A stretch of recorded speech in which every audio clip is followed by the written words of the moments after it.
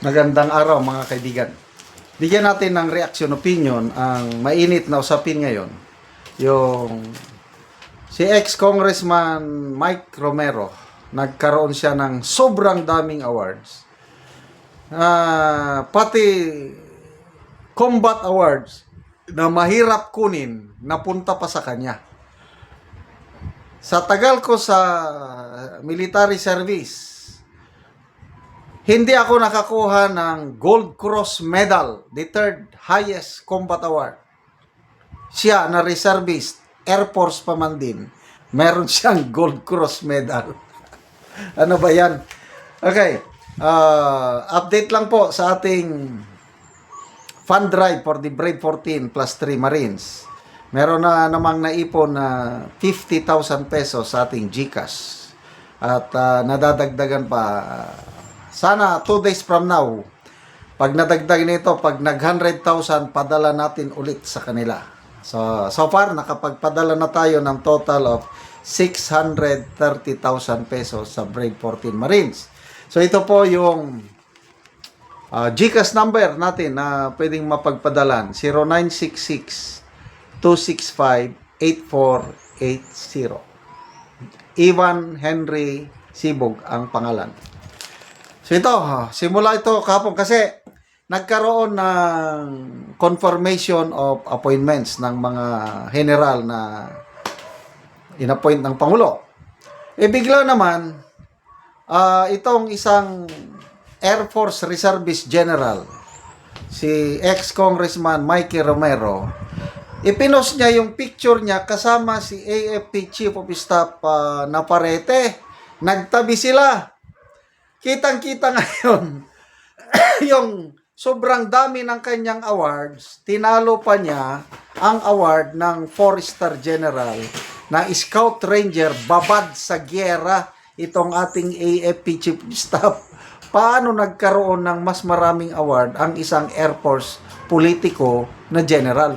At ang masama pa dyan, meron siyang 2 combat award, yung Gold Cross Medal at saka Combat Commander Kagitingan Bansa. O, sino ba itong si Romero? Sinerch ko. Party list representative siya ng One Pacman. Napahiya tuloy si Pacman.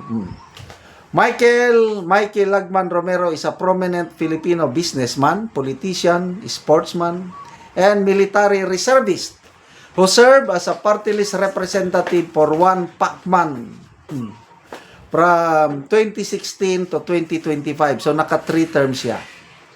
During his tenure, he held significant leadership position, notably serving as House Deputy Speaker and Senior Deputy Speaker. Ito ang matinik, oh. Wealth distinction. He consistently held the distinction of being the richest member of the Philippine House of Representatives, declaring a multi-billion peso net worth exceeding 6.5 to 7 billion pesos, driven by his vast commercial ventures. Ayan. So, CEO siya ng Harbor Century Port Terminal, Global Port 900, talagang. Tapos, previously, he has been the owner of Air Asia Philippines. So, ang kanyang military reserve service, his ad interim appointment to the rank of Reserve Brigadier General in the Philippine Air Force was officially confirmed by the Commission on Appointments. He recently advocates for the modernization of the AFP. Ayan.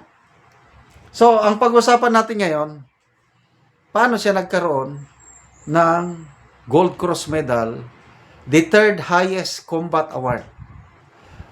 Sa AFP, no?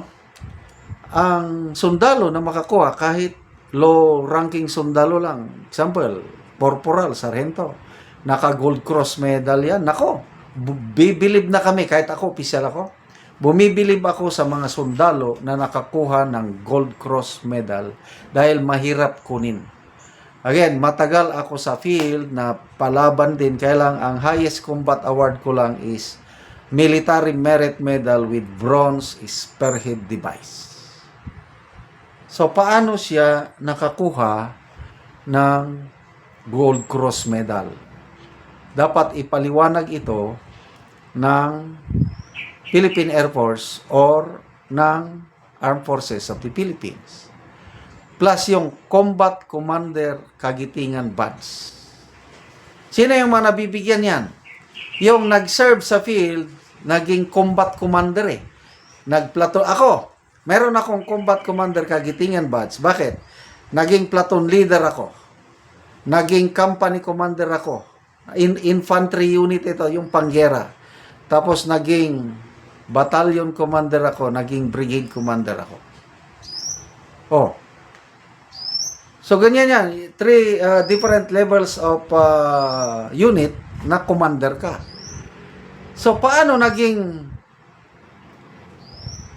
Air Force man siya, reservist pa, paano siya nag-command ng combat units? O, ito. Mayroong critic may sinulat comment ni Colonel Rodrigo Bonifacio.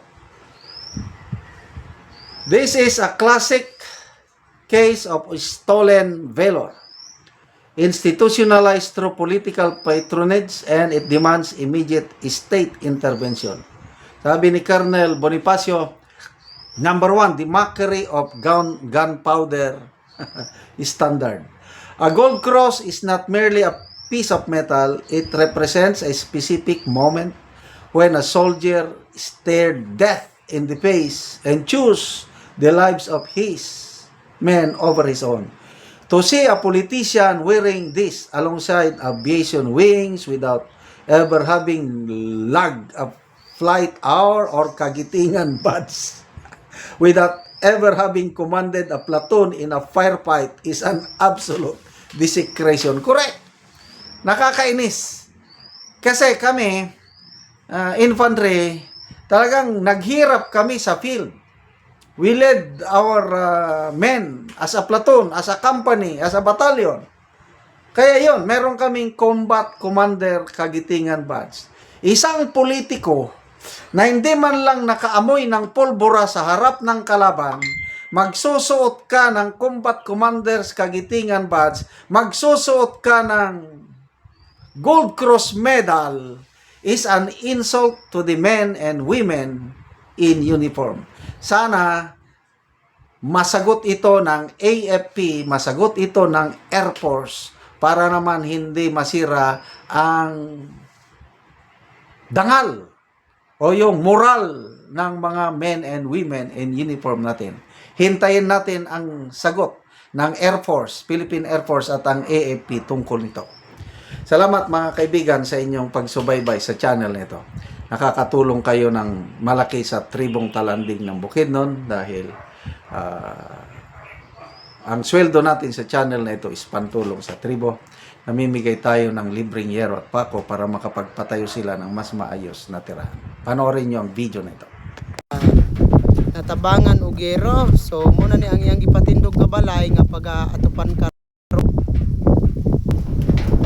Pasalamat ano para maglaban.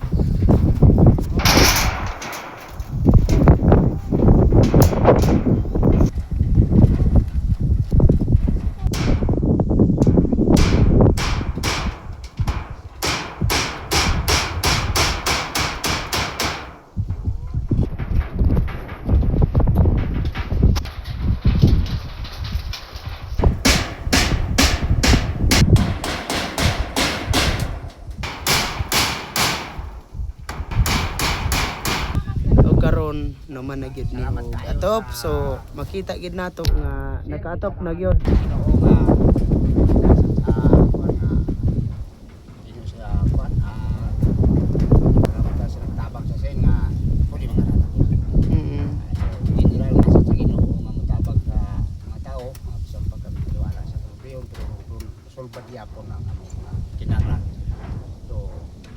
Isang pataliwala nga karon na ulan-ulan ang panahon.